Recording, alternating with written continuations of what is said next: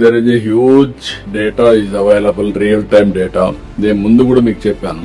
One is historical data is available in department. అది కొన్ని cloud లో ఉన్నాయి, కొన్ని డేటా లేక్ లో ఉన్నాయి. డేటా లేక్ తీసుకొచ్చారు కానీ over a period of time heavy data వస్తే కొన్ని దీనికి వెళ్ళిపోవాల్సి వస్తుంది. Data what you call cloud లోనే సెక్యూర్డ్ గా జస్ట్ లైక్ ఆర్కైవ్స్ ఎట్టయితే ఒకప్పుడు రికార్డ్స్ మెయింటైన్ చేసామో like that.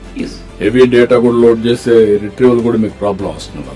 So that is one angle. రెండోది కరెంట్ ఫైల్స్ అన్ని డేటా ఆన్లైన్ లో వస్తున్నాయి. మూడోది real time data around 41 parameters real time data వస్తుంది. ఆల్ దీస్ 3 డేటాస్ ఏ గాని మీరు మాడ్యూల్ ఉపయోగించుకోగలిగితే బెస్ట్ డెసిషన్ మేకింగ్ వస్తుంది. either health or agriculture or anything for that matter. Dairy, logistics, everything, education, everything we are going in that direction. ఇక్కడ మీరు గుర్తుపెట్టుకోవాల్సింది దీన్ని ఎంత effective గా మీరు వాడగలిగితే అంత ఎఫిషియన్సీ పెరుగుతుంది.